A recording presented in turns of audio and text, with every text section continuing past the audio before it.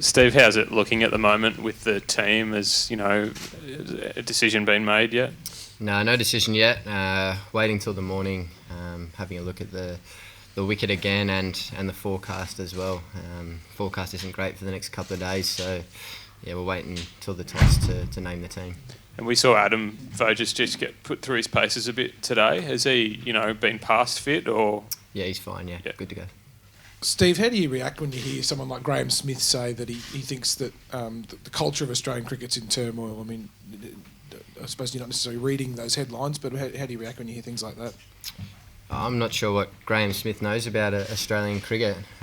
Obviously wasn't involved in it, so look, I think the team's in a good place at the moment. We've got a good culture, built on sort of constant improvement and getting better. So, the guys are in a good place. We're a tight-knit group, and we're ready to hopefully turn this around this week. We obviously haven't played overly well in the last little while. We're finding ways to get ourselves in positions where we should be able to drive the game, but we're not executing well enough in those moments to take the game away from the opposition. So, we're getting in those positions, which is a positive, but we need to find a way to make sure we really nail the team when we get on top of them. We're letting oppositions back into the game too easy. So I guess that's one thing we've talked about here. If we get in front of the game, make sure we take the game away from them and don't let them back in. Just on a personal note, has it been good to have Diver in the nets this week? Like, I know it might be a small thing, but he had a big influence on your career when you really started to go up. Yeah, he did. It's nice to have him back around the group for a week in his hometown. So, yeah, look, he's a magnificent batting coach, and I know he's really enjoying his time at Surrey at the moment as head coach. So that's fantastic for him. It's nice to have had him round and have a little bit of a chat face to face about batting and what's going on with all that. And a few of the boys have had some throws from him, which has been great. So, he's an outstanding batting coach, and it's great to have, had him round to work with this week and be able to talk some good stuff about batting. I know it's a selection question, but how comfortable would you be as a captain going into a test match in Australia without a specialist spinner?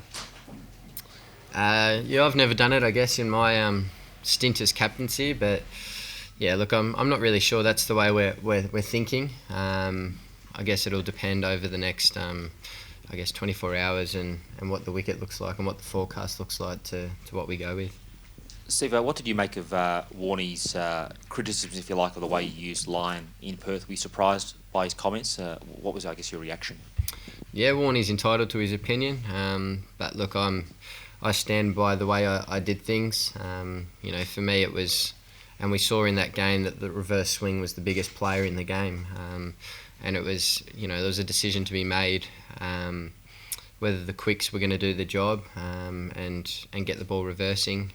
I find it's when we put the ball in Lino's hands, the ball sort of softens and gets a little bit wet on one of the sides, and that really hinders what you're trying to do with the ball and reversing the ball. So, I went with that option to bowl the quicks for a probably more prolonged period than I would have possibly at any other stage. But Warnie's entitled to his opinion.